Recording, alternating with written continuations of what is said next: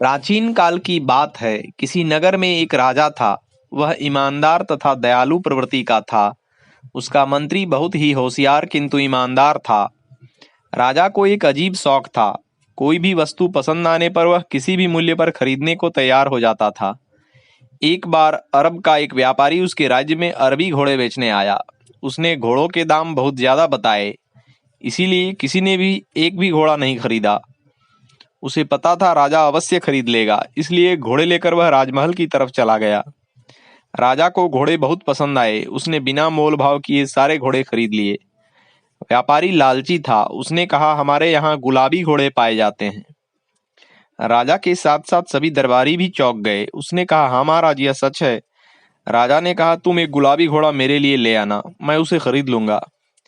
व्यापारी बोला, महाराज, लेकिन मेरी हैसियत नहीं है कि मैं उसे खरीद कर यहाँ तक ला सकूं। वह बहुत महंगा है। उसे खरीद कर आप तक पहुंचाने में करीब 1 लाख स्वर्ण मुद्राओं की लागत आएगी। राजा ने उस व्यापारी को 1 लाख स्वर्ण मुद्राएं दी और घोड़ा लाने को कहा। उसने कहा, महाराज, इतनी दूर जाकर लाने में करीब 1 महीने का वक्त लग जाएगा।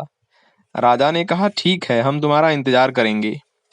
व्यापारी चला गया, परंतु मंत्री को यह बात ठीक नहीं लगी कि राजा ने एक अनजान परदेसी व्यापारी को 1 लाख स्वर्ण मुद्राएं दे दी।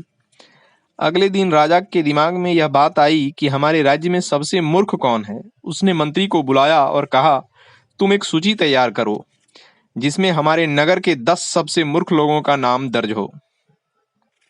अगले दिन मंत्री सूची के साथ दरबार में पहुंचा।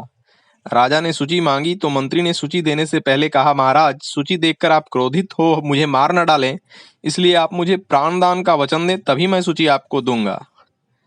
राजा ने कहा, ठीक है, मैं तुम्हें नहीं मारूंगा, वचन देता हूं। अब सूची मुझे दे दो।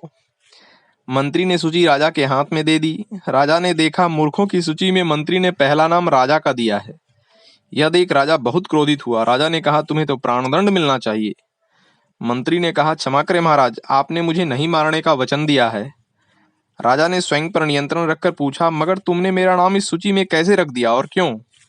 तब मंत्री ने कहा, महाराज, आपने एक अनजान प्रदेशी व्यापारी को 1 लाख स्वर्ण मुद्राएं कैसे दे दिया? गुलाबी घोड़ा ना हम में से किसी ने देखा है ना सुना है, फिर भी आपने यकीन किया।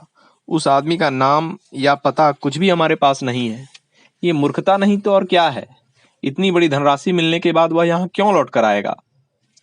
राजा को अपनी भूल का आभास हुआ। उसने कुछ देर सोचा और बोला, यदि वह सचमुच लौट कर आया तब तुम्हारी इस सूची का क्या होगा? मंत्री ने कहा, तब उस सूची से आपका नाम काटकर उस व्यापारी का नाम लिख दूंगा। मंत्री की हाजिर जवाबी पर सारा दरबार हंस पड़ा और राजा भी मुस्कुराने लगा। ओम